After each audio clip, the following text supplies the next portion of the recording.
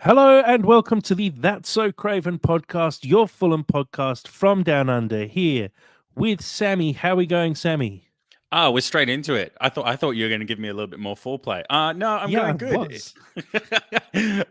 It's been a long weekend where I am, so it's been a lot of just wandering around the house at 3 a.m. It's been a lot of just kind of aimlessly contemplating my own existence because I didn't really care too much for the grand final. Because why care about the grand final when there's Fulham to talk about, which is what we're here to do today. Exactly right. Yeah, I was going to jump into you, but then I thought it's been a while actually since we podcasted, and one of the main reasons for that, obviously, with this game on the Monday and everything happening in Australia with the grand final this weekend, which is our uh, climax of the Australian football season. So it's been a busy one, public holiday for you, and obviously with Elton away as well, we decided to just take a little bit of a break. Well, I say a little bit of a break; it's literally a day extra break, and yeah, basically take some time before we podcast and talk about the Chelsea game coming up. Sammy, you constantly go on about your I was going to say hatred for Chelsea, but let's not go that far. I Your would. intense disliking of Chelsea. We've got them this weekend. It's a Monday night game at the Cottage. Doesn't it just feel like the best possible time to be playing Chelsea at the moment? It is. It is. And I will put on the record. I do hate Chelsea. I hate them genuinely more than their other team. I know you can make claims for QPR and Brentford being our arch rivals, but what you got to understand is when you live in Australia, the sycophancy for the top teams is at an all-time high.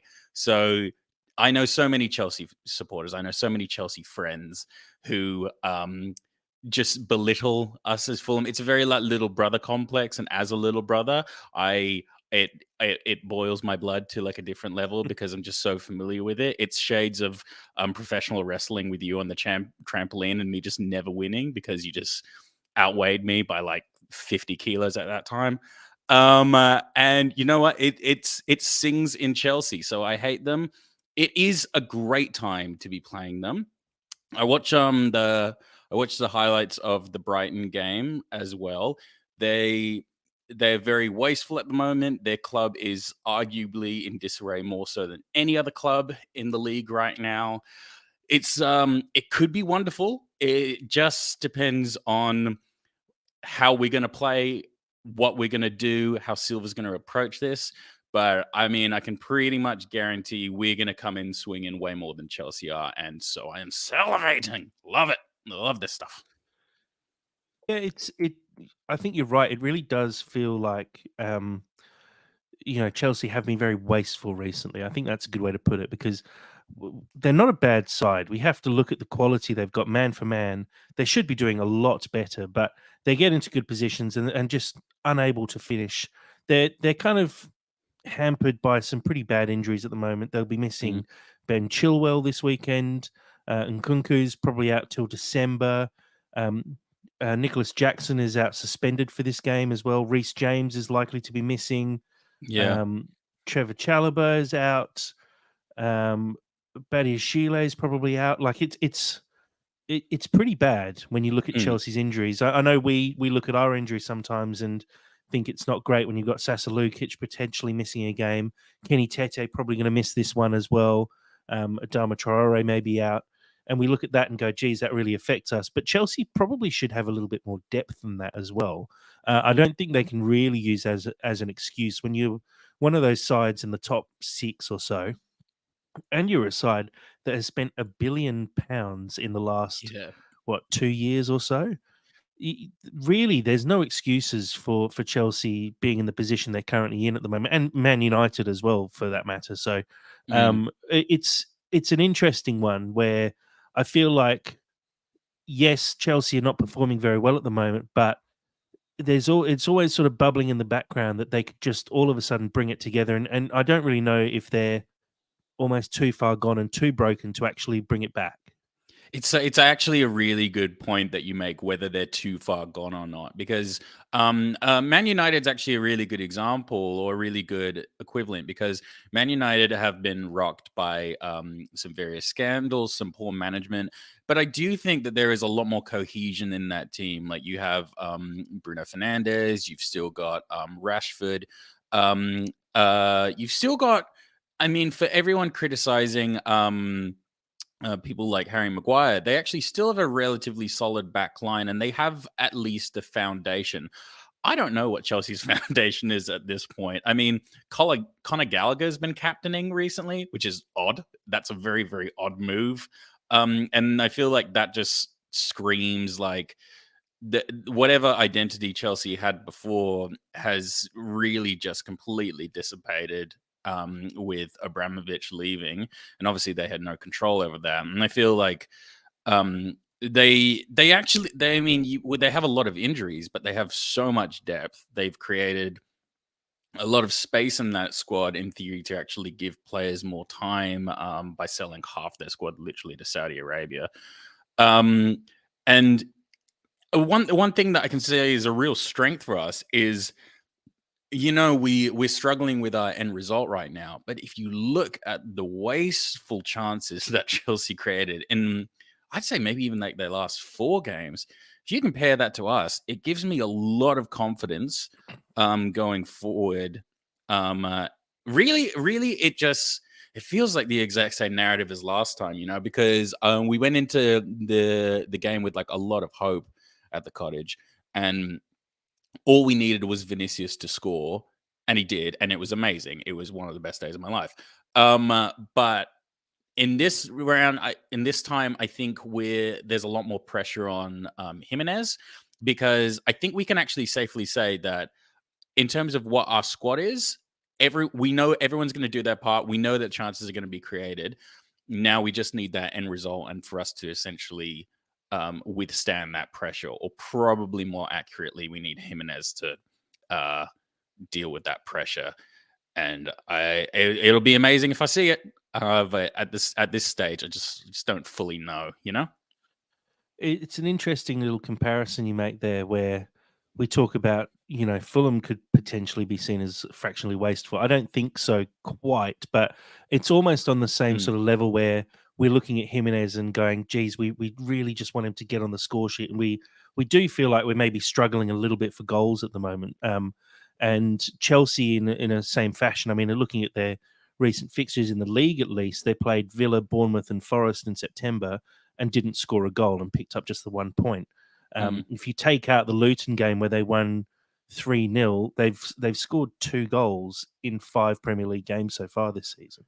And And they have the second highest XG, apparently. One of my Chelsea friends is told that me that. right? Yes, second highest XG. And I mean, if you like, sorry to cut you off, but that just like a word came to my mind, and it's just desire. I feel that Chelsea really lack desire at the moment. Like I don't really know what their team stands for. Like I don't know who they're standing for or why they're playing. I know why we're playing.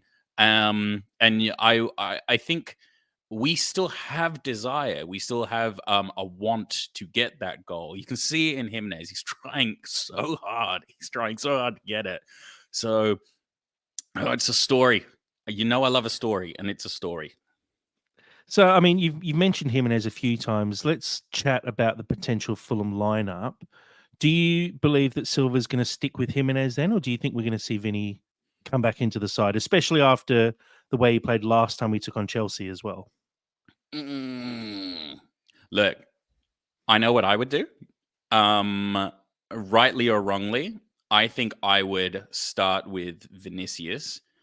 And to be honest, I'd probably take him off at about 65 to then give Jimenez the rest of the game to maybe do something. I think Silva's going to stick with the plan and go with Jimenez. Whether that's the right move or not, I am opening that to a discussion with my brother. Just let's spitball on that, because I it could this genuinely could be the game where it all turns around. I think it's important enough. It's the exact same game that everything turned around for Vinicius. So why can't it turn around for Jimenez? it's unfair amount of pressure for him, isn't it? Because he he shouldn't have to live up to this moment. But I feel like it's a little bit make or break for him. Like if he doesn't score here, with Chelsea on the ropes, and everything could be it could be so what's even the word? It could be so celebratory, you know? It could be so amazing for him and so amazing for his confidence. Because I mean, like anyone who scores a winner against Chelsea, who plays for Fulham, is a cult hero, and he just really needs it. I just really want it for him, you know? It's it's interesting how you say this is we got to sort of go. If he doesn't score here, then where do you go next? And you give him another crack and say, this is your time to do it, and give him one more outing and try and get that goal out of him. But sorry, I feel like we've said that maybe 3 times already in the last couple of weeks, Yeah, this is and it kind of officially my last. This is officially my yeah. last bounce. Well, that's what I mean. It kind of has to reach a point at some point where you just go, okay, I get that we're backing the striker in fully and we're putting all our faith in him and he's our man and we're sticking with him. But if he's not scoring goals, how long do you actually stick with someone? You stick with someone And, until the end of the Chelsea game. well, and the problem is Vinny has got, I think he's got 2 goals now so far Yeah. this season, if you count his FA Cup goal as well. And he's purely come off the bench, and he wasn't even favoured off the bench. I mean, we had Muniz coming on in front of him Mm, early season as well.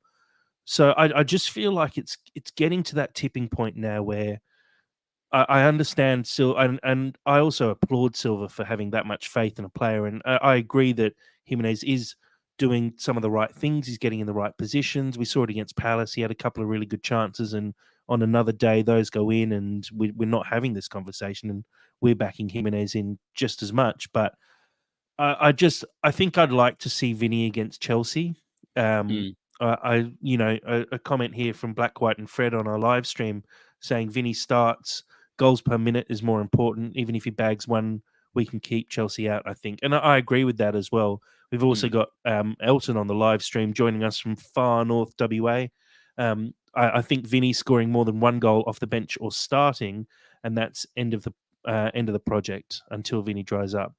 yeah. So I think what Dad's trying to say there basically is that if Vinny comes in to the side and scores a goal, you have to pick Vinny at that point. I mean, Mm, that's exactly what you want from your backup striker is to be pushing your starting striker mm, and basically saying to the manager, "I can do this. Pick me. I'm a better option here." And Vinny's doing everything right, and I think it could reach the point where there's a little bit of discontent if Silva doesn't start picking Vinicius, because what more do you do as a striker? Well, I mean, at the end of the day, all the team want is for Fulham to be picking up points and winning games. But mm. strikers love scoring goals, and we see it whenever Vinny puts the ball in the back of the net. He absolutely froths it, and I think it would actually start to affect him a little bit, just sort of sitting there going, "What more do I need to do to get a start?" I It mean, is, he yeah. loves goals so much as well. When you saw him nick that one against Norwich on the line, which he definitely should have left for Iwobi Mm. to claim the goal. But go on, Sam. What were you going to say? Well, no, I think I'm glad you mentioned the Norwich game because I did want to briefly discuss it. And look, I haven't seen the full game. I won't claim that I have, but I did see the highlights, and I feel like the highlights gave me enough of a picture to show me why I think Silva isn't necessarily starting Vinicius, because I don't think it's that much of a discussion that Jimenez is the better player, but because Vinicius did miss some pretty easy chances that it's so hard, isn't it? Because I would love to fully back Jimenez in this argument and say, well, if Jimenez was playing, then he probably would have got that goal. But again, I can't confirm that. I can't think if and when, but it just felt like Vinicius still isn't the full picture, but he's just so much more confident at the moment, and he has so much more to offer as a result of that.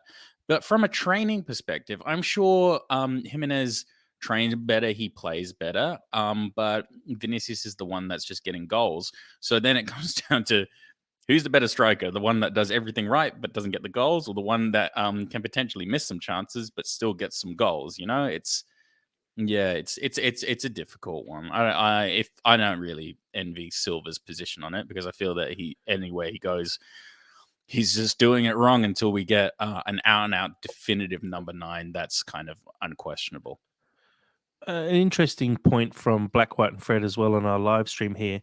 The likes of Wilson and Willian were bagging goals. We could give Raul more time. Do you agree with that? I think so. I mean, Wilson's a really good comparison, because Wilson's taken a very, very long time to come back to like full strength. Wilson, and I think like a lot of people did write him off.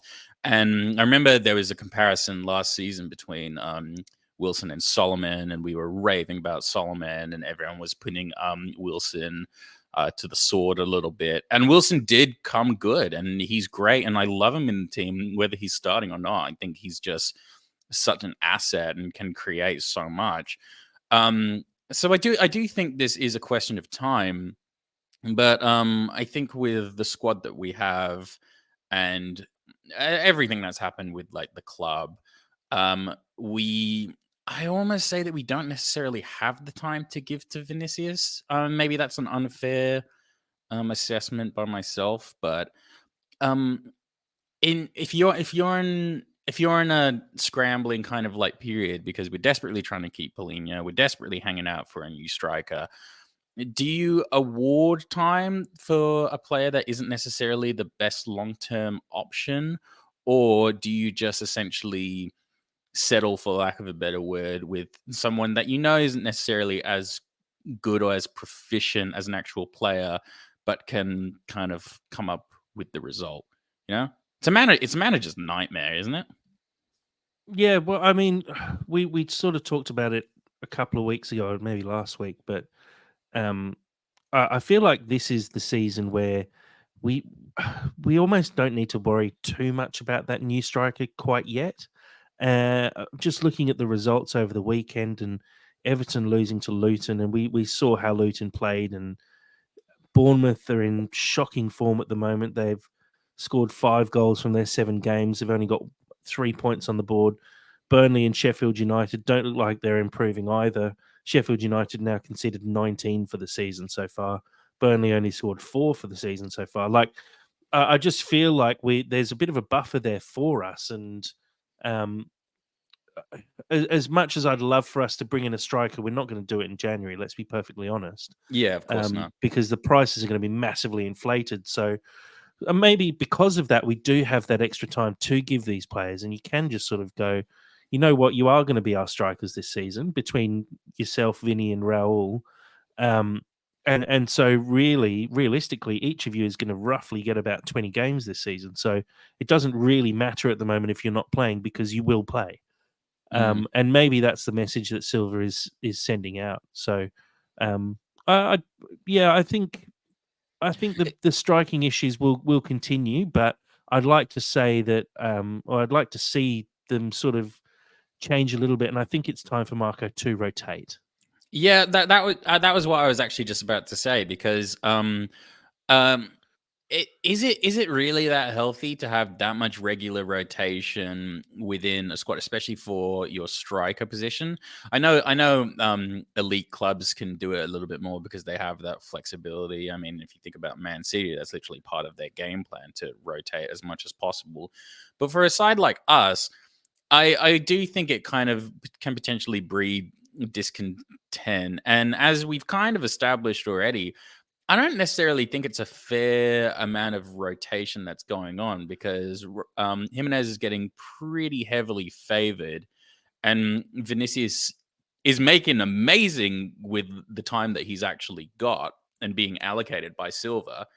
Um, but it does leave you wanting more and curious. As I mean, if Vinicius was starting every like second game, then I would probably say it's fair. But that's not necessarily the case at the moment, is it? No, but I've yeah, I can't tell what Silver's going to do. I think we always, like we've said a few times, we try and work out what and guess what he's going to do, and the team selection he's going to put forward. And I think we got it right maybe twice all season last year. Yeah. I don't know why he didn't start Jimenez against Norwich. I felt like that was the perfect game to actually give him I think you something. do have to rotate though. So you, No, I get that. as much as I think a goal against Norwich might do something, but at the end of the day, he did play internationals, scored goals there. He played pre-season and scored goals, so it's not like he's not putting the ball in the back of the net.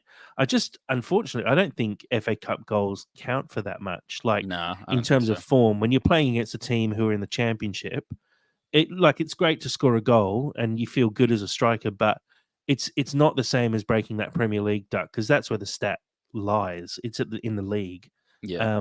and so I really feel like maybe it's actually giving Jimenez a bit of a rest and not having another game where he potentially doesn't score and just saying, don't stress too much about it, it'll come. And Don't. I truly believe Silva's Yeah. that kind of manager as well, who'd just sort of be saying, don't stress, it'll come. Yeah, but it's got to be weighing on him. Like, don't stress. Watch Vinicius score again. It's just True. poor Mexican. He's just having And also sleepless going, nights, isn't he? don't stress, it'll come, even though it's not, but it will come, I promise. Um, I mean, I we respect his faith, and I understand like being a manager is about kind of making decisions and being strong in those decisions. Because if you're constantly flip flopping, then it doesn't give people confidence.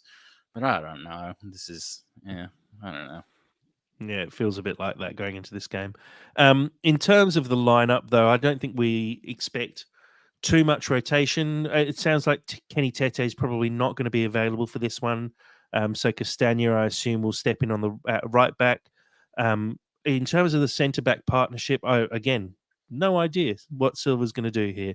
I'd probably expect to see Ream and Diop start, but it feels like it could be a game for Bassi just to add a bit of speed and technicality. Mm, Not technicality, sorry, physicality. Purely because I think when you've got players like Mudryk, Sterling potentially starting, these sort of tricky, quick players. I know Tim Ream. Every time we say this is where Tim Ream's weakness is, he always just puts in a man of the match performance and completely mm. shuts us down. But I feel like in the back of Silva's head, he must be thinking to himself, "There's a couple of quick strikers we're about to come up against who are nippy and get in good positions. Maybe it's the time to bring on someone with that little bit of extra physicality just to impose themselves on the game." Do you expect to see many changes in defense? I was I was gonna say I'm not sure what I will see, but I know what I'd like to see, and I'd almost like to see Silver play as conservatively as possible here, and maybe start with Riemann Diop, and then have Reed and Polina in like the middle, and just do as um basic as we know as our tried and tested guys.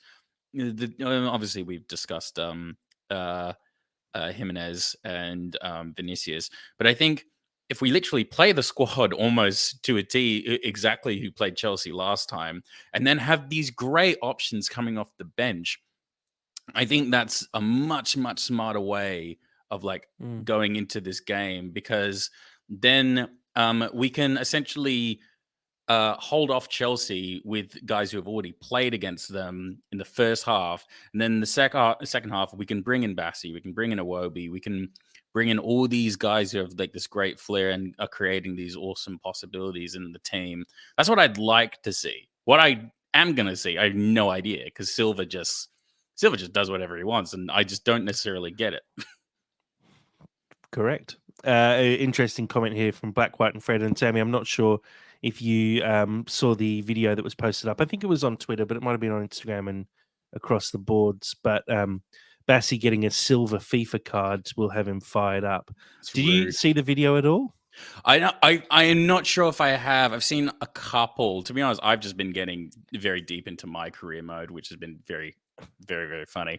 I've been getting very deep into that, so I haven't necessarily seen the stuff that's been happening. But I can They imagine. they showed all the players their FIFA cards, which everyone, as always expected, is very unhappy about their card. Oh, I saw William actually. Willian Yeah. Willian walked us through his card and said, oh, my pace needs to go up, my shooting needs to go up, physicality needs to go up. Mm. Bassey saw his card. He's a silver card. I think I saw him throw it on the ground on 3 separate occasions because he was so unhappy with his rating. So I agree, Black, White, and Fred. I think Bassey will definitely be quite fired up after that. Um, Yeah, but a fired up Bassey, I'm not sure how I yeah, feel about that. I love Bassey. I love what he's about, but I want Bassey to be as focused as possible he because could be a bit AK-47 style, just like running as a yeah. madman. Yeah, no, I agree with that. I think you're right though. Going back to what you did say, which was that we should probably stick with what we know. And you Mm, know, we've got a lineup there. Obviously, Tete is likely to be out, but I expect we'll see Castagna start and try and keep it as sort of bog standard as possible. The mm, one thing I will suggest, though, and maybe put out for a point of discussion, I think we'll definitely see Polina and Reed in the centre. Hopefully, if fit, we'll see Willian and Wilson on the wings, and one of Jimenez or Vinny up front. A bit of a question mark around Pereira, mainly because Iwobi has come in and done so well since joining. He made a real impact um, in that Luton game and was a massive part in the goal. I thought he played really well against Palace as well. He had a good game against Norwich where he scored his first goal for the club and but probably should have scored both goals, to be honest, with Vinny nicking that one on the line. mm. Pereira hasn't had a bad start to the season, but it's not been superb, I wouldn't say. Do you think there's the potential that Iwobi maybe gets a start against Chelsea again to add a bit of physicality through the middle? Because in terms of his presence, I think we're likely to see Pereira maybe pushed off the ball a little easier than Iwobi would be. Do you think maybe this is an opportunity for Iwobi to come into the middle and ruffle some feathers? Well, I'm not sure if I 100% agree is my only argument because yeah, again, this is coming back to what I want because I feel that any game against Chelsea that we play, even if it's different players, it's about the mentality when you go into a game against Chelsea because I mean, I heard a great quote from Stadio the other day when it was talking about I think they was talking referring to a La Liga game when they were talking about how a side was playing against the idea of a team rather than the actual team itself. And I feel that Chelsea can really rest on that when they play teams against like like Luton or whatever. Like in all honesty, Luton probably could have beaten them if they had essentially come at them hard because Chelsea are a bit of a shadow of their former self. But they can always all these big teams can rely on I am Chelsea, I am Man United, I am Arsenal. And then all it takes is not necessarily that much to break them down. You just have to go in being like, no, we are your equal. We are as good as you. I feel that Andreas Pereira is the perfect starting player because he was the hero of that last game, him and Vinicius. And I think he will approach this game with a lot more confidence and calm than Iwobi because Iwobi has suffered from years of doubt being at Everton, and I think he's an amazing option off the bench, coming in flying when essentially Pereira's had his game after about like 60, 70 minutes, and then coming in and creating some stuff. I don't necessarily want to put that pressure on Iwobi at the very start of the game. And you know what? I could be entirely wrong about that. But for this game, I want battle hardened. I want calm. I want composure, and I also want new guys coming in trying to prove something. You know. I think that's a pretty good call as well, saying Iwobi coming off the bench is more impactful. And I agree with that. Like I love the signing of Traore as well for the same reason. Unfortunately, he's injured. It's a real shame because I think having someone like that coming off the bench in a game like this is a bit of a game changer sometimes. But Mm, I think I've liked everything that Iwobi's given when he comes off the bench. He has pace, he has power.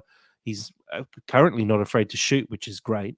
mm, Because I know when he was at Everton, that was probably one of his downfalls was he maybe didn't shoot quite so much. Um, yeah, I think having him on the bench is probably not the worst idea to start with. And a point here from Black, White, and Fred again. Iwobi might suffer from his flexibility, as he can fill different positions that the game may demand from the bench. And look, Yeah. I think it's something that we see with Bobby Decordova-Reid as well.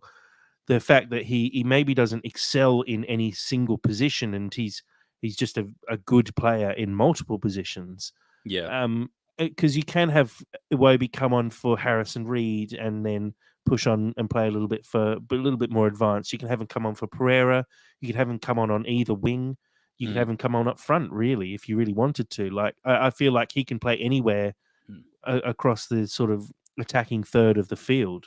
Well, I want him to come on when it's a stalemate. I want him to come on Hmm. when we have essentially kind of created an environment where we are totally equal. It's completely deadlocked, and that's largely come through players like Pereira, players like Willian, who just know exactly what's going to happen. And then when they've run out of options and run out of ideas and just kind of run out of steam, you bring someone on like that who, because and again, I mean, I can speak to everything that he's capable of, and I think he's capable of so much.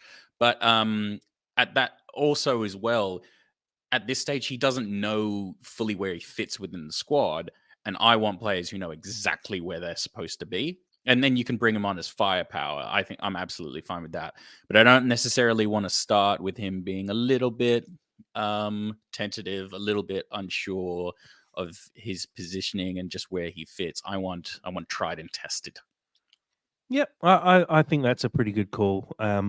And I think we're also fortunate that we can go into a game with that, like a Oh, team, it's such a like you luxury. said, we could almost put in the same team that we played last year against Chelsea, which is great. I know Kenny Tete is potentially an out. Silva did say he still needs to be assessed. A few people in the comments on the live stream mentioning that Bassi did go off injured against Norwich. I had a look at Peter. The presser from Marco Silva, which I think took place yesterday, maybe even the day before. And Silva didn't actually mention the Bassi injury. He mentioned Adama and Tosin both definitely being out. Lukic will definitely be part of the matchday squad. And he Mm. said Tete needs to be tested beforehand, but didn't mention Bassi. So I assume the injury maybe isn't quite as bad, although Bassi did have a bit of a back injury earlier in the season that he was dealing with. So maybe it was just precautionary that he got taken off just to make sure that he didn't maybe do a little bit more damage, but it doesn't look like it's going to affect his potential selection. I think realistically, though, we're going to see him in the matchday squad rather than starting. Um, Go on, Oh Sammy. yeah, I was about to say on Sasa Lukic. I really want to see Sasa Lukic in this game. I love his wiliness. I love the way he kind of like prowls around, assesses everything. He's got so much composure. He's so calm. This is a game where I don't want overexcitement until maybe like the last 20 minutes. I want to see I want to see stoicism. I want to see not necessarily like meandering, but I just want to see like collectedness. I want to see Polina hurting people, but all of us just kind of playing our game exactly the way we do it, and just mentally breaking down this Chelsea squad, because I think it's so easy to break down mentally because they're just not a unit, and I think we are a unit, and that we're a unit, and we could be a union. Why not? Yeah, this is. Oh, I hate the Chelsea game because I just want to see it. I like speculating about it, but I just want to see this game. I just want to get it over and done with because it's just going to annoy me until it's done. Anyway, you're on mute again, but that's okay. You're on mute again. Whoopsie daisy. For those overseas, us here in Australia, the game kicks off Tuesday morning. It's a 3 a.m. kickoff here in WA, 6 a.m. for the East Coast now that daylight savings is in full flight. So, just a reminder for all of our Australian fans that the game will be an hour later if you're on the East Coast. If you're over in the US, it's a 12 p.m. kickoff Pacific time, 3 p.m. kickoff Eastern time. So that's an 8 p.m. kickoff at Craven Cottage against Chelsea. Sammy, we've touched on it a few times, but let's actually talk about the Norwich game. A win in the Carabao Cup sees us through to, I think it's the 5th round of the Cup now. Hmm. And look, goals from a couple of people we've spoken about at length so far in this episode. Vinicius tapping one in on the line. Iwobi sweeping home a beautiful move, actually, I thought. Um, you you always want Fulham to play in that sort of style, the ball being zipped around on the floor, finding men perfectly, and then Iwobi finishing really, really well from um, I think it was the edge of the box, might have been just outside the box, but a really sweet finish. Um, Norwich did pull one back, but it did seem like a game that we closed out fairly comfortably, and it probably should have been more as well. Sammy, happy to get another win in the cup? Oh, mate, I've shit on the cup for years, and now I've never been more invested. Carabao. I'm pretty sure it's a drink. I'm about to buy 3 cases. No, I'm fully behind it. It's really, really exciting. I, I don't want to be a Debbie Downer in the whole situation, but I do think Vinicius could have got 2, potentially even a 3. That's really the only criticism I have in this game because I think we played great. Iwobi's hilarious. I feel that the goal that he scored, borderline just looked like a bit of a through ball gone wrong. He's almost at a stage where I don't even think he knows how good he actually is. So, like, I think it's incredibly promising. It's so good to actually see us progressing in one like this because the FA Cup is one thing. It has a lot of prestige. It has a lot behind it. But I feel that the Carabao Cup could be a great place for us to thrive. It's an up and coming. It's her moment this year. I don't know about you, but I've never been more excited about the Carabao Cup. I'm really selling it to the people. The Carabao Cup is important, guys. You should remember the lineage and history of the Carabao Cup. I can't tell you about it because I've shit on it for years. But yeah, Fulham all the way. Well, yeah, I mean, I feel like Carabao Cup's going to be our gateway drug to bigger trophies in the years to Mm. come. It's one of those ones where we're fortunate we get I mean, it's not a huge competition because it's only the league clubs. How dare you? And How dare you? well, no, I mean, what's great if you look at the draw, we've been very fortunate. Man United play Newcastle in the next round. Everton play Burnley, so a fairly weak Premier League team's going to go through, and a fairly strong one's going to get knocked out. Bournemouth play Liverpool. Chelsea play Blackburn, Arsenal play West Ham. We've definitely copped a fairly good draw there. So we're going to Mm. see one, two, minimum 3 Premier League teams get knocked out. So in the next round, if all Premier League teams actually win, there's going to be 4 matches to be played, and there'll be 6 Premier League teams. So there's actually a high possibility that we do get a fairly decent draw. I think everyone's crossing their fingers that we get drawn against the winner of Mansfield versus Port Vale, because that's a pretty much a straight sets into the semi-final, you'd hope. But Uh, there's also Exeter playing Middlesbrough as well, so that's a League One playing a Championship side. So you really never know with this competition. You get a lucky draw, and at the end of the day, if you get to the final and win it, no one remembers the draw. They just remember that you lift the trophy at the end of the season. So yeah, it does true. feel like this one's opened up really nicely for us. Um, and yeah, I mean, a game against Ipswich away. I've copped a bit of flack over the last few days for saying Ipswich is in the Midlands, but you know what? I stand by it. Ipswich is definitely in the Midlands. Anything north of London counts as Midlands. Yeah, I Um, like. Yeah, it's also. I sometimes say this when I meet somebody and I don't remember their name. It's not my fault you didn't make an impression on me. To the let's not whole of the turn the whole of Midlands. Ipswich or the To whole the of the Midlands whole against of the us. Midlands. A few comments though from the game, and a few people in our live stream as well, sort of saying, it was a good performance. Castagna again played really, really well.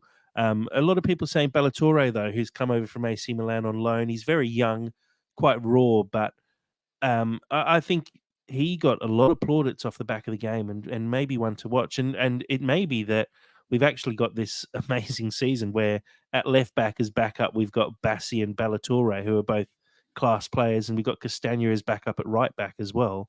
Mm, And all of a sudden, with Leno behind them, and then you've got Tosin, Diop, Ream, and Bassi as your centre back options, we look like this really good unit. And point made again that we currently have the most clean sheets in the Premier League. I don't know if that's still true after the weekend, but Mm. um, it's actually looking very rock solid at the back, and you do need to build off the back of a good defence. So the fact that we're actually keeping clean sheets, which is something I think Fulham have always struggled with, and it's always been disappointing over the years, where you just feel like we should be keeping more clean sheets. It's actually seeming to come together a little bit at the moment.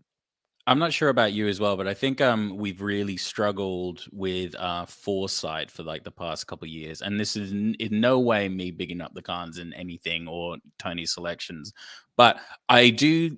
I do think not necessarily in the forward positions as we've established, because I feel that there's an awkwardness to Vinicius and Jimenez, but I do think there is a very kind of clean progression between the guys that are coming in and the guys that are already there, where it feels healthier. It feels a lot more kind of well thought out. I mean, you've got Bassi in as a potential replacement for Ream at some point. You've got Castagna in, working towards a spot that Tete currently occupies. And then you've got Robinson getting challenged now, and it doesn't feel like venomous, I'm going for your spot. It feels natural, it feels healthy, and this is the way that a clubs should be run. If we have this in every single position across the park, I think we'd be I honestly, we could probably be in a position where Aston Villa or even Brighton are like right now, because that's the way it should be done. So I think it's tremendously positive, and I just to be honest, I just really like to see it more in a less kind of clunky way than uh our wingers have been in the past couple of seasons. Like bless Willian, I love him, but we don't necessarily have a really valid um contester of that spot that we can see in the next 5 years still being a part of the squad. And I really like what's happening at the back, and Leno is amazing as well. Well, it's interesting points you made there, and it actually, I'm sure, accidentally leads perfectly into what we're going to talk about next, which This is what is I do. the This is under what I do. 21s. Oh, Um, look at it. so, disappointingly, well, not disappointingly, but unfortunately, the under 21s fell to their first defeat of the season. Played against Leicester, and it was a massive upset. I was looking at the odds before the game. Leicester were paying 7-1 to win this game. They were sitting second bottom in the under 21s league. They'd picked up one win from their first 5 matches. Fulham at that point had been unbeaten in their first 5, scoring 18 goals in the process as well, but got put to the sword. And it's early goals as well. And, we know what early goals can do in games of football. Leicester opened the scoring through Marcel Madivadua, perfect pronunciation, who scored after Beautiful. 5 minutes. And then, fortunately, a better pronunciation, Thomas, after 9 minutes, made it 2-0. Fulham came back, though, with a goal from John Asenga. He's a young left back who a lot of people may not have heard of. He's only 16 years old, playing in the under 21s. He had a really good season with the under 18s last year, and I think he's played almost every game this season so far. I think he's made 5 appearances for the under 21s. Maybe not every game, but I think he definitely played in some of the cup games for them. But just to see a 16-year-old making his mark, he scored with a free kick, which was superbly taken. So a really good goal from John Asenga there, and his first for the under 21s, which will give him a lot of confidence going forward when you're playing that far ahead of your age group. It's one to definitely watch for the future. Unfortunately, Fulham couldn't find the second goal, and in pushing forward for the equaliser, conceded to a 89th minute goal from Kian Pennant of Leicester, and went down. Sammy, a bit of a tough loss for the team, playing against Leicester again, actually, on the 7th of, or the 6th of October, sorry. So during the week that we take on Leicester in the Premier League Cup. Uh, how do you think that's going to affect the guys who've obviously had a really good start to the season, had been unbeaten, had been scoring goals for fun, and all of a sudden get turned over by a team who you would sort of say were struggling so far? Oh, look, there's 38 games in the season. These guys are still young. At the end of the day, with when you're flying as high as these guys are, I don't want to say you can fall into patterns of complacency, but like you can definitely play teams that are more hungry than you are in given games. Um, uh, at the end of the day, it always comes down to a little bit, in my opinion, who needs it or who wants it more. And that can apply to a lot of things. It can apply to playing against a Man City that are just trying to be as dominant as physically possible, or that can be playing against Burnley in the back half of the year that are just fighting for their lives. So I don't read too much into it. I think they maybe just caught us on a bit of an off day. I haven't watched these highlights, so I can't necessarily speak too much for it. I'm glad that we got at least one goal on the board after conceding two early on. I don't necessarily know what happened there, but you know what?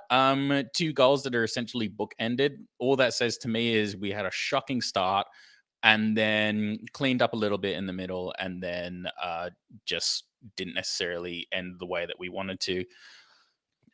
These games happen, you know. If if it becomes a dynasty where we can't beat Leicester at any given time, then I would have more words to say about it. But you know what? I would probably see this as more of an anomaly than a painful omen. Well, it'll be really interesting to see how we bounce back. We're playing them in the Premier League Cup. It's an evening game. It's again at Motspur Park, so it's going to be same conditions. I don't think there's going to be a huge amount of rotation. So it'll be really interesting to see how we do bounce back. After that, we play Man United. After I think there's an international break in October coming up. Man United under 21s who haven't had the best start to the season either. They've only got the 2 wins on the board, so be really interesting to see how the boys do react to that because at this age it is when you're starting to learn about the mentality as well. And I hear a lot of people talk about how the difference between those who make it and those who don't is that mentality, and it's how you do bounce back from defeats like this where you shouldn't be losing this game, and I'm sure the Fulham team know that as well. um, but it's how you then go away, take your time to really think it over and think about what you would do differently next time, and then actually take that out onto the training pitch, work on those things, improve, and come Mm. back next time. And you want to see Fulham actually put 6 past Leicester next time and really bounce back from it strongly and send a message. Well, honestly, as well, and I actually see a goal early in the second half, or no, middle of the first half, as very, very promising because that kind of says to me that they didn't completely lose their head and were able to jump back into it. Look, we've all been under 20. It's a rough time. Mentally, you're going crazy, puberty, all that good stuff. You know, it's hard. And these guys are really, really young. Um, any other scenario, you go 2-0 down in a game against uh a not necessarily favored squad, that's going to rock you a little bit. And then it just comes back to how well do you know the system? It's what we were talking about with Tia the other day. How well you know the system, how regimented you are. And look, all these guys are going to be probably elite level players in some capacity. Yeah, it's fine. It's fine. We're not going to make a scandal here. We wouldn't do that. I'll make sure we send that exact message through just as a little soundbite to the under 21 squad. Just say it's fine, it's fine. It's Maybe they can put that fine. on loop while they sleep. It's fine. It's It's fine. fine. It's fine. I'll get my gong out. I'll just just get the rim, the meditation kind of stuff. Be peaceful, boys. Be peaceful. Good. And interestingly, how you mentioned Tia there, who we had on as a guest last week, and a really great episode talking through the Fulham women's in a bit more depth. And that leads us perfectly into um, another chat about the women's team. And this Mate, is I am the Segway king. What is this? What is this this? is just Like, pure luck and coincidence. People would start calling this like fate now, I think. mate, this Um, is this serendipity? I think it might be. Now we're covering this game, and those following along live is perfect for you. But the game actually kicks off in about half an hour's time. So as we're talking about it, we're sort of in the run up to the game. So hopefully we can give it a bit of coverage beforehand and talk it through. I did have a bit of a chat with Tia during the week and asked her what she thought about this game, and it's a tough one. We're playing Stenning Town Community Football Club. They'd sit in the in the league below us. And as Tia said, they don't know a huge amount about this team because they are in the league below. It's obviously a little bit tougher when you're playing up in the Premier League. You have analysts watching game day videos and stuff like that. I'm not sure you're going to be getting the same thing from effectively. I think it's the sixth division of women's football that Stenning Town play in. So they haven't had a bad season so far, and they did win in the previous round of the cup to get through to this tie against Fulham.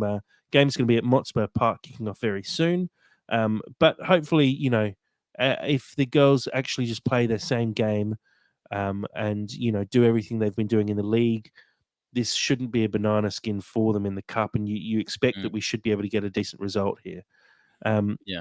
Sammy, your thoughts on cup games just in general? We've talked about them a bit with the Norwich game, but does it sometimes feel like you know you could maybe make a false move and underestimate your opponents?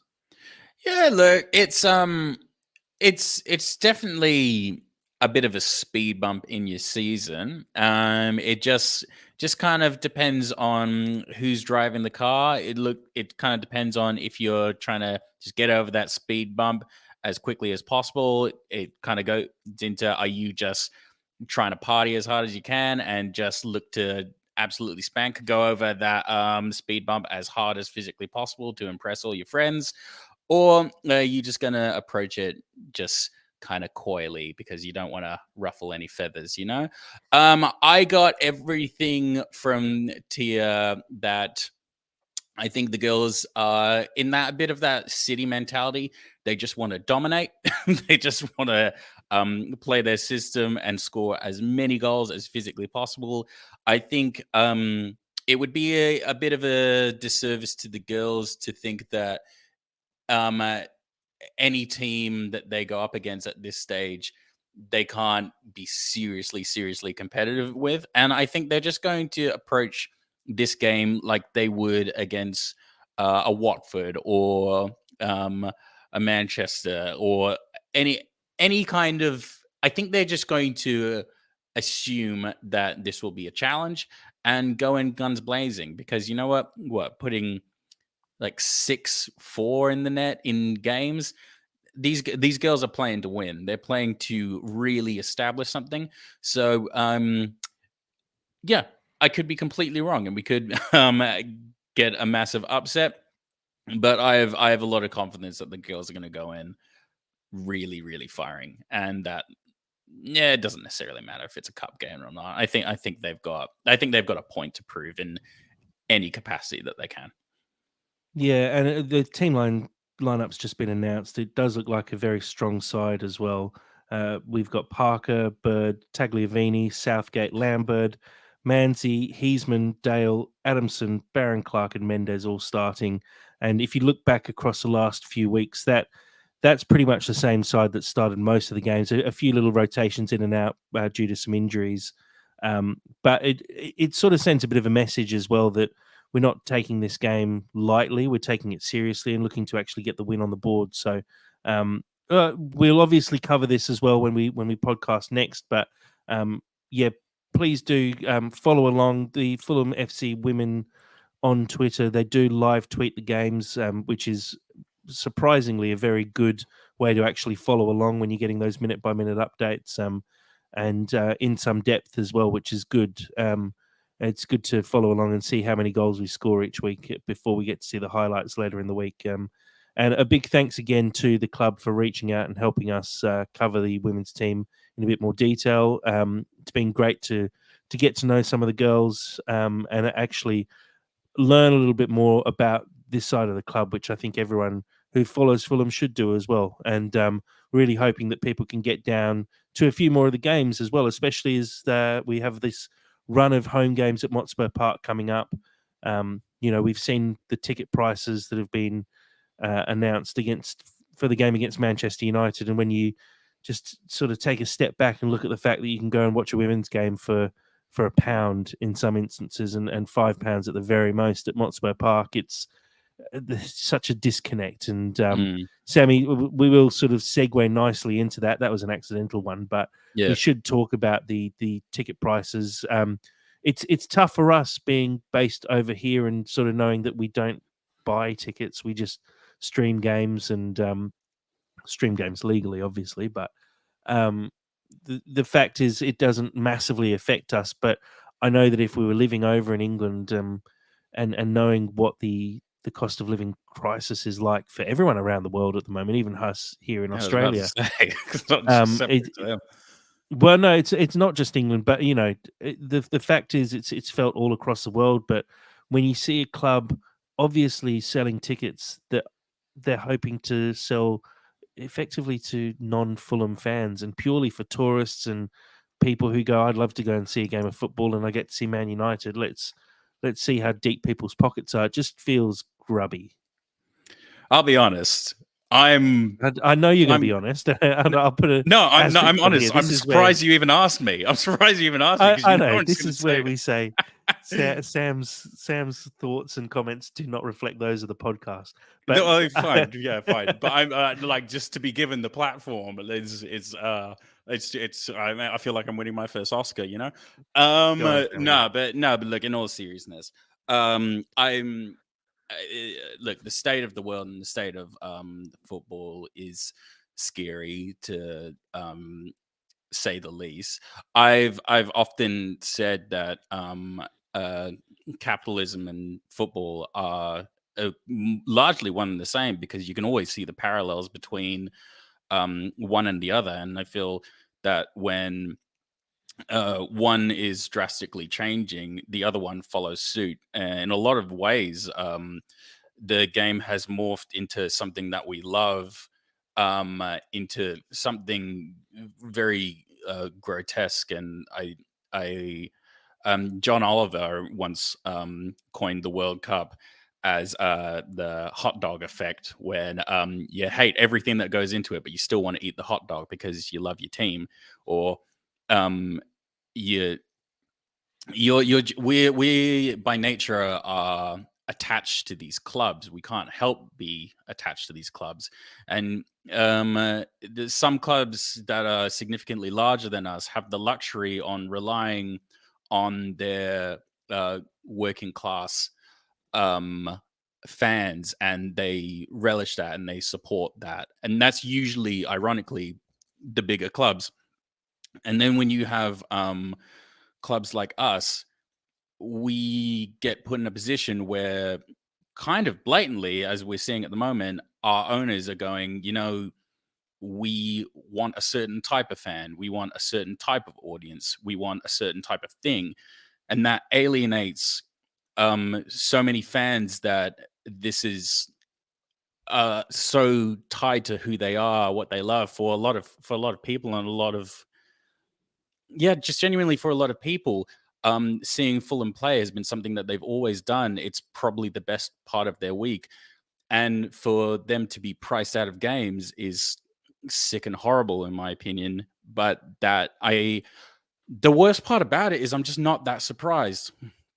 And I would love to say that I was, but I think uh, in order to own a club like this, you have to have a certain amount of venom. You have to have a certain amount of financial interest, and I think it's horrible that it's kind of inflation has taken such a turn that for a lot of people, they're getting priced out of things that they love. And I'm not even exaggerating. It's getting to a point where it's, do you go to the game or do you eat?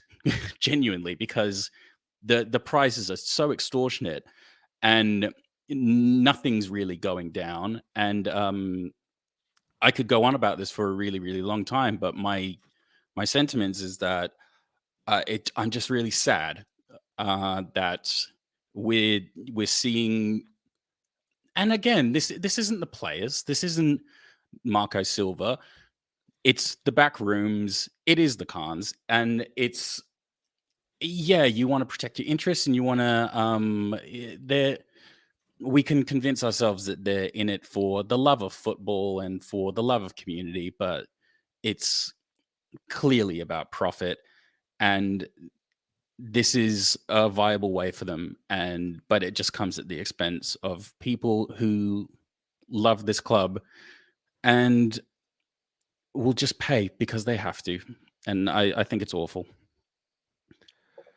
Very well said. I mean, I think the point you make there, where you say this, it's purely about profit, unfortunately, and unfortunately, you sort of know that there are people who will pay this price, and again, unfortunately, I don't think they're Fulham fans. No, they're Every not. Fulham fan would love to be at this game, especially if you're a regular attendee to this game. And I see a lot of people saying, "Oh, well, why don't you just not if you can't afford it, just don't pay for the tickets." And it's just such a terrible argument. If you can't afford it, don't pay for the tickets. The tickets shouldn't be unaffordable in the first place. Um, It's you it's know, literally this it's literally Hunger Games logic. It's like, why don't you just not buy avocado toast to pay for us, and then you can afford a house? It's bollocks bullshit arguments like that. And it's a way of essentially going, and just really clearly going, thank you up until this point, and now we want these people here and not you. And how awful is that?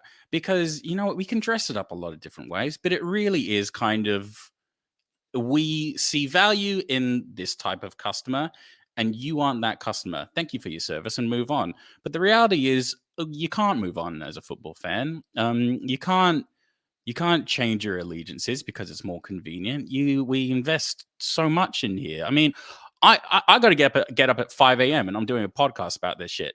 Like, and it's just gone past 12, like my time. And there are so many people who have way more committed stories than that. Not Jack, Ash from FFC and me, listen to it, their channel. But I seldom have I met somebody who's so committed and with so much love for this club and so much to offer, the club in general, just through nothing else but just sheer passion and love. And for that to essentially be thrown back in their face a little bit. And Ash is just one person.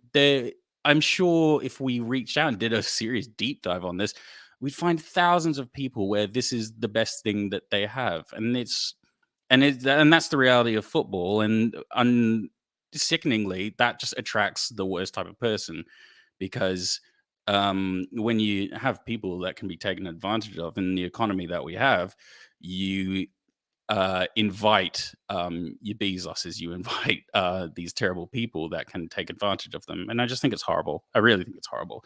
And again, I'm surprised that you asked me about this, because you knew I was going to say this. No, I think it needs to be said at the end of the day. I don't think we agree on everything to do with the pricing and stuff like that, but in this case, I definitely do. And um, yeah, like you say, it's just horrible.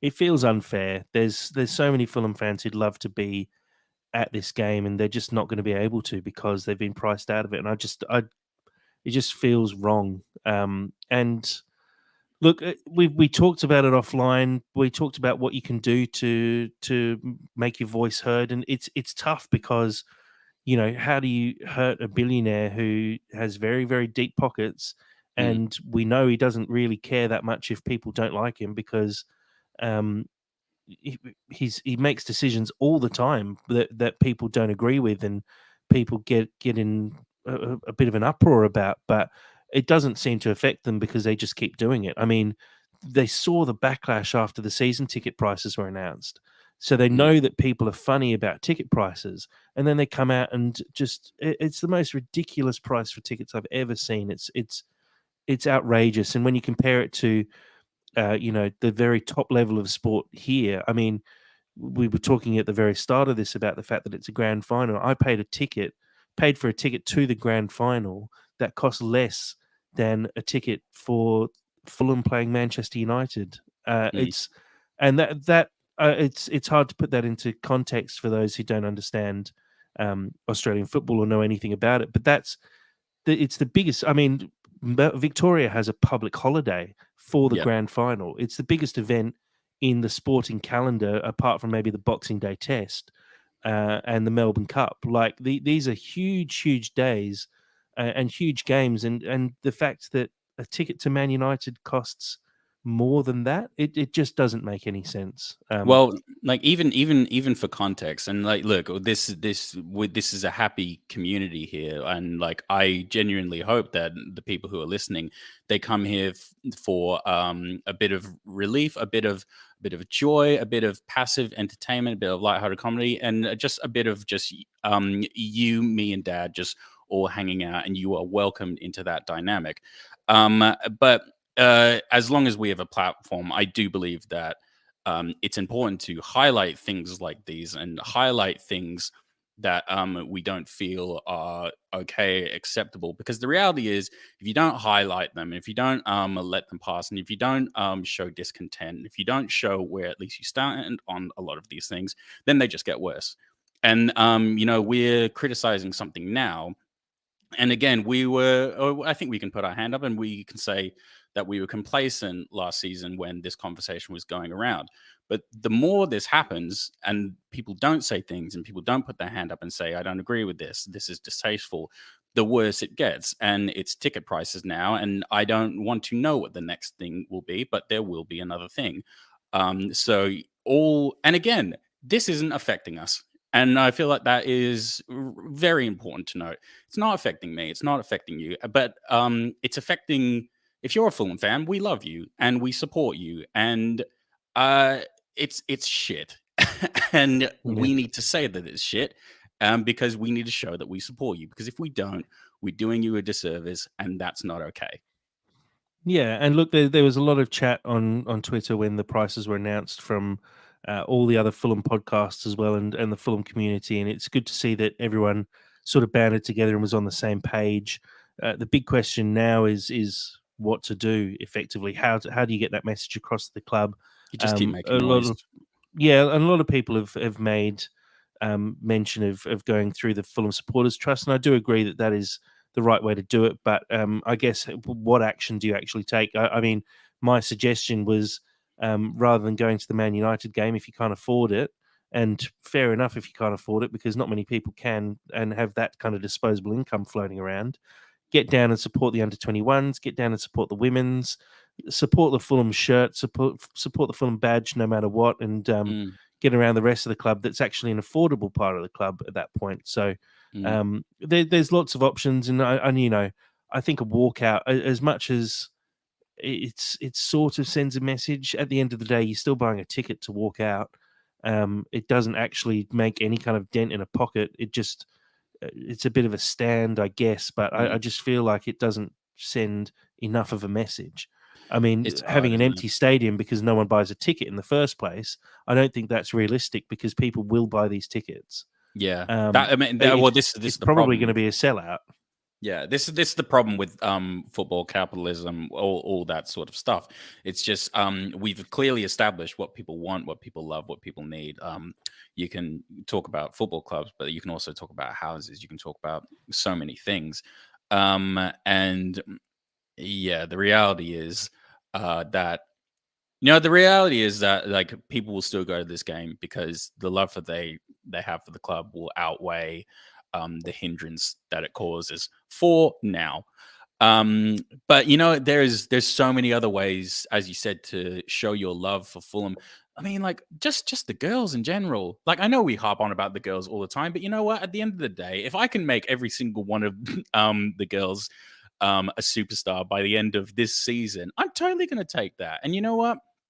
If it only costs $1 to show your love for Fulham by supporting these women, support them, because that's a better thing than supporting like Tony Khan. And yeah, we can make the argument, of course, that like any kind of support of Fulham is supporting Tony Khan, but and I don't even necessarily think it's fully Tony Khan. There's so many factors to things like this. It's just such a horrible, icky discussion. I'm just really sad that football is the direct what you call it, victim of it, for lack of a better word. But again, it just happens because we love it, and it's just bleak. It's just really, really bleak. Well, look, I think we'll probably end it there rather than because we could easily go around in circles talking Yeah. about this over No, and I think over you're again, right. and we do want to keep it positive because obviously we've got this game against Chelsea on Monday. It's a huge game for the club. It really feels like it could be a bit of a turning point in our season. This is a kind of game where you might not get the result you're hoping for. Kind of felt like that against Palace as well, where you go in maybe hoping for a win, but knowing that it's maybe not quite that easy.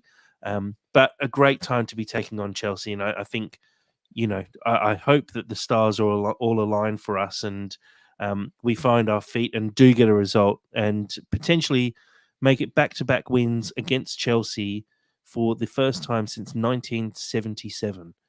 Oh, There's okay. not a huge number of fans around who'd actually remember those games, so it's been a long time coming, and this is a really good opportunity to do it. So fingers crossed that we do get a decent result here. Look, weirdly, actually, I remember last time we did this, it was you and me. I don't know why Dad's scheduling his holidays around this Chelsea game, but whatever. But Scary. I remember last time I did an impassioned plea, and I'm going to do it again because I don't know if any of the boys are listening. I don't, but I know that we have listeners who will be at that game, who will be supporting these guys, and if you're not going to do it for yourself again, just do it for me because I just hate Chelsea so much, and it's ripe for the taking. And Raul, if you're listening, I have every faith in you. You can do this, and oh, just it, uh, just let something beautiful happen that should be beautiful. Like just let us have it. Ugh.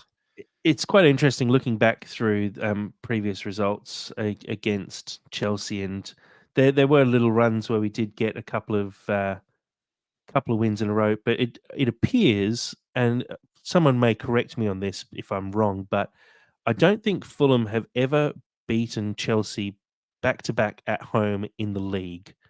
Admittedly that's a pretty. I'm grasping at straws to pull a stat like that, but um, we played against Chelsea 50, 60, 70, almost 100 times now, and I can't see an instance where Fulham have won twice in the league at home back to back. We've done it back to back, but it's been in cups.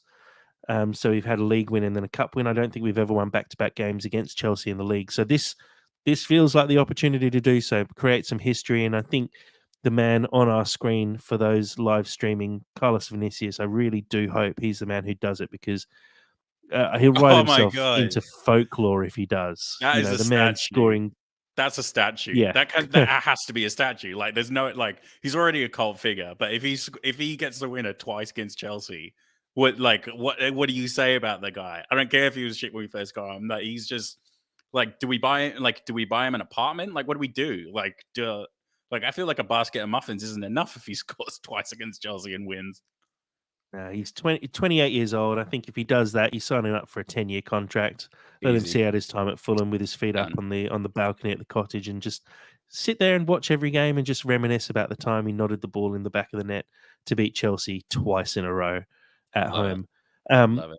Sammy, let's wrap it up there. I'm reticent that it is past midnight for you and you've got an early start tomorrow. So I really appreciate you staying up. And unfortunately, we didn't have Dad tonight, although he's been commenting away on the YouTube live stream. So, yeah, thank you for filling the void of two people tonight. I really appreciate it.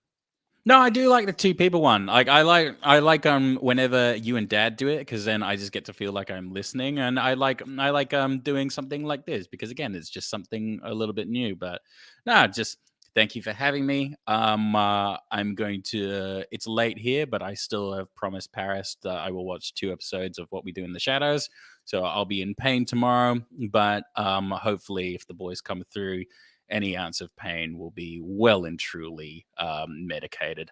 And yeah, no, thanks for being a part of it, and thanks for listening to me ramble about capitalism. Did you say you're going to watch 2 episodes before bed. I promise that. I just don't sleep anymore. Like you've got kids, but like I just got different priorities, and like yeah, it's I'll just be a TV. mess tomorrow.